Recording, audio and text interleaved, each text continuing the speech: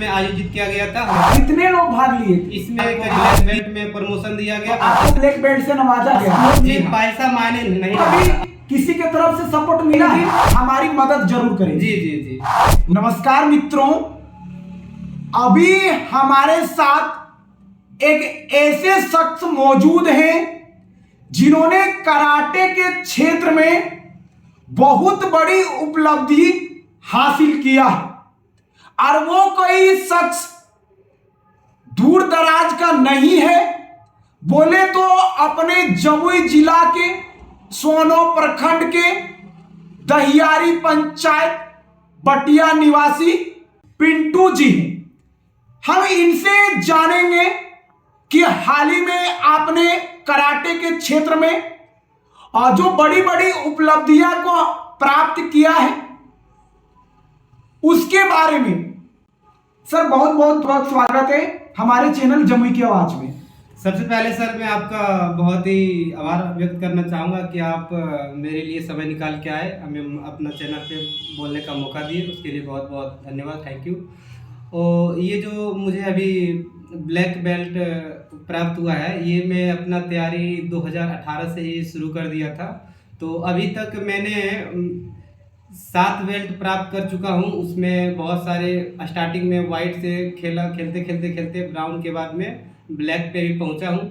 इस जर्नी में मैं बहुत ही कठिन मेहनत किया, बहुत ही कड़ी मेहनत करने के बाद ब्लैक बेल्ट प्राप्त किया। जिसे आप बार बार ब्लैक बेल्ट कह रहे हैं, तो सबसे पहले हमारे चैनल की तरफ से आपको ढेर सारी बधाइयाँ और मैं आपके उज्जवल भविष्य की कामना करता हूं कि जिस तरह हम लोग या आप लोग बड़े बड़े देखते हैं, स्पोर्ट चैनल पे देखते हैं कि अच्छा मुकाम हासिल किया है, तो इनका भी अथक प्रयास है कि हम भी वो चीजें हासिल किए। तो मेरा सबसे पहला आपसे सवाल है कि आपने जो लेटेस्ट कराटे चैंपियन में भाग लिया है, कब लिया था और कहां लिया है? जी, अभी लेटेस्ट जो हमारे कराटे चैंपियनशिप हुआ था, मतलब ग्रेडिंग ब्लैक बेल्ट ग्रेडिंग के लिए, ये पटना में आयोजित किया गया था। हमारे दीपक सर और जावेद अंसारी। कब हुआ था? ये 17 दिसंबर 2024 को पटना में आयोजित किया गया था। कितने लोग भाग लिए थे? इसमें करीबन 30 लोग के आसपास भाग लिए थे और उसमें से 4 को ब्लैक बेल्ट में प्रमोशन दिया गया, बाकी सभी को।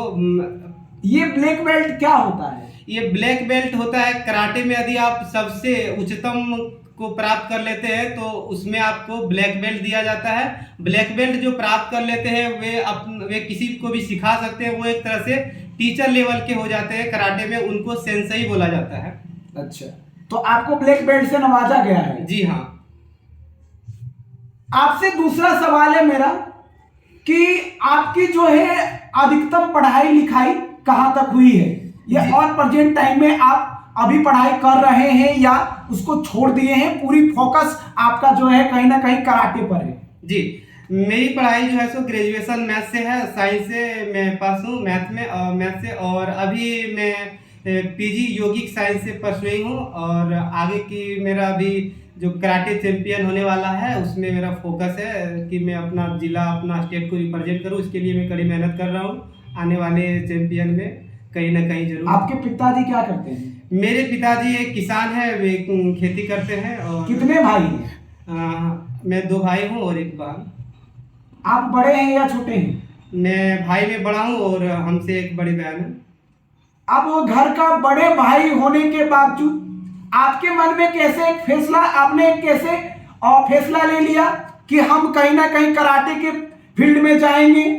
क्योंकि जो स्पोर्ट लेवल की चीजें होती है उस तक पहुंचने के लिए, अच्छे लेवल तक पहुंचने के लिए काफी ज्यादा पहुंच वाला होना चाहिए, रुपया पैसा वाला होना चाहिए।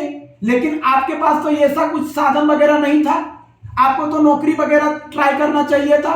लेकिन आपके मन में ये कैसा ख्याल आया और कब आया कि आपको इस फील्ड में चुनना पड़ा? जी देखिए, स्पोर्ट में पैसा मायने नहीं रखता। स्पोर्ट्स में यदि आप जाना चाहते हैं तो उसमें यदि आप कड़ी मेहनत करते हैं, यदि आप मेहनती हैं तो आपको गवर्नमेंट भी सपोर्ट करती है।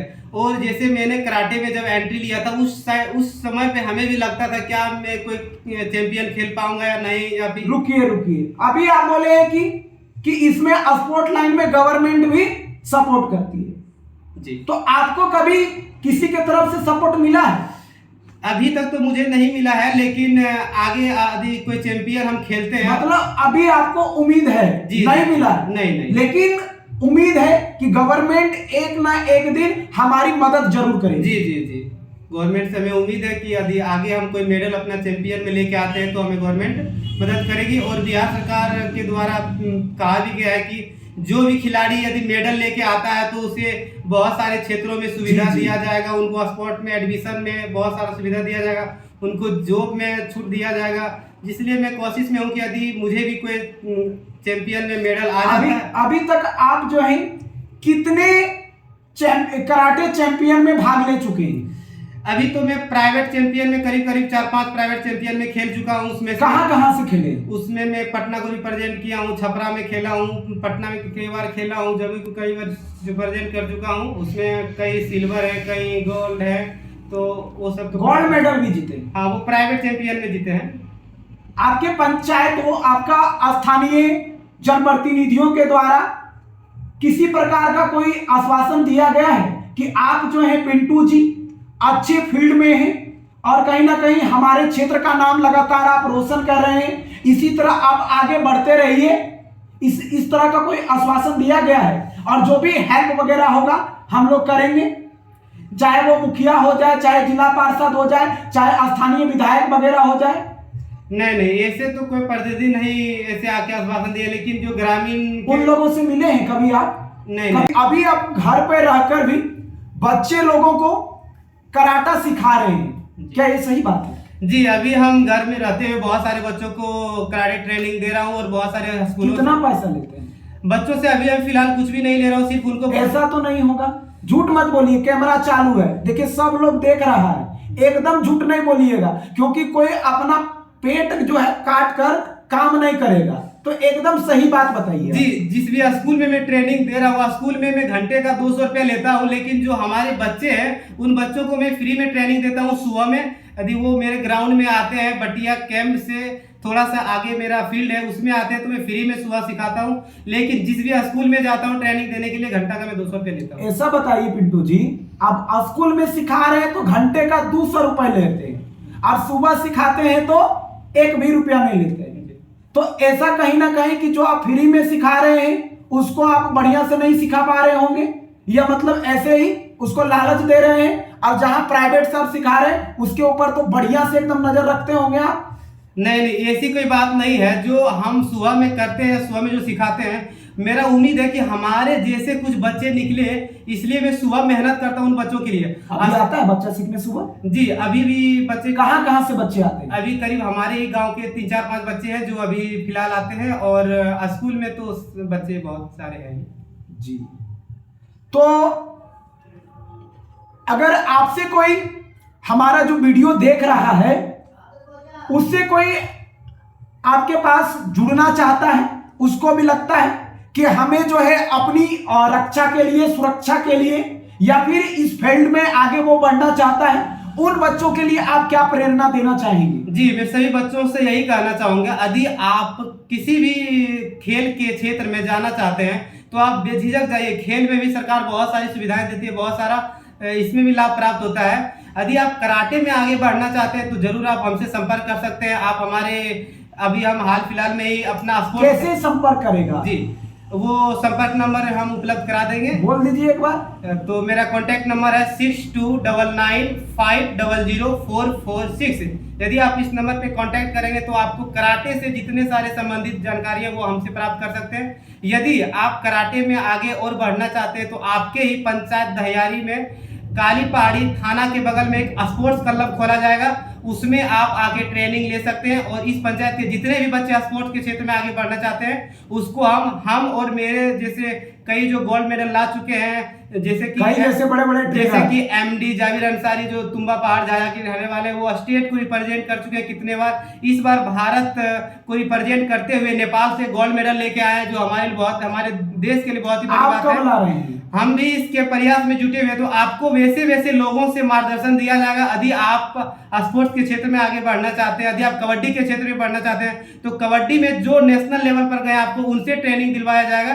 तो आप स्पोर्ट्स क्लब में आके। पिंटू जी आप बताइए कि आप जी इतनी बड़ी बड़ी बातें बोल दिए हैं, एक बात हमें बताइए, आप कहाँ से सीखे थे, आप कहाँ से ट्रेनिंग लिए? जी जी, तो आप कितने दिन तक लिए जी, ये सब बात बताइए, एकदम खुल के बोलिए जी। ये जो मेरा ट्रेनिंग हुई है, ये मेरा ट्रेनिंग पटना में हुई है। और स्टार्टिंग में कहाँ से किए? हाँ, स्टार्टिंग ये बताइए जी।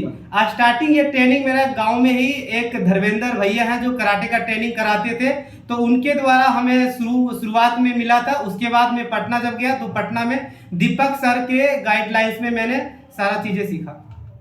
यानी गांव में सिखाने वाले थे धर्मेंद्र सर? जी जी। वो कहीं ना कहीं जो है और बहुत अच्छे से आपको बताए होंगे, चीजों को समझाया होगा। मतलब आपको जो है इस क्षेत्र में भेजने वाला पहला गुरु वही हुआ। और उसका नाम आप भूल रहे हैं? नहीं, कह रहे हैं कि पटना इधर उधर, पहले नाम तो उन्हीं का लेना चाहिए। जी जी जी। स्टार्टिंग में तो वो बहुत ही किए थे कि कराटे के क्षेत्र में भी आप जा सकते हैं, तो उनका नाम नहीं भूल रहे हैं, उनका नाम भी तो ले जाए। तो हमने आपको एक ऐसे शख्स से मिलाया है, संवाद किया है, जिन्होंने अपने बिहार के अलग अलग डिस्ट्रिक्ट में कराटे चैंपियन में भाग लिया है और ब्लैक बेल्ट को प्राप्त किए। तो अगर आपके बच्चे बच्चियां इस क्षेत्र से जुड़ना चाहते हैं तो हमारे पिंटू जी से संपर्क कर सकते हैं। हमारे क्षेत्र का ही लोग हैं, तो एक बार और इनके ऊपर हम लोगों की थोड़ा सा व्यवस्था को सुदृढ़ करना है और इनकी कहीं ना कहीं जो सोच है कि हम भी अपने देश के लिए रिप्रेजेंट करेंगे, अलग अलग कंट्री में जाकर खेलने की जो सपना है साकार करेंगे। बहुत जल्द फिर आपको हम एक फील्ड से इंटरव्यू इनका लेंगे, जिसमें आपको जो जो कराटे वाला धाकड़ एक्शन होता है वो लाइव दिखाने का प्रयास करेंगे। जय।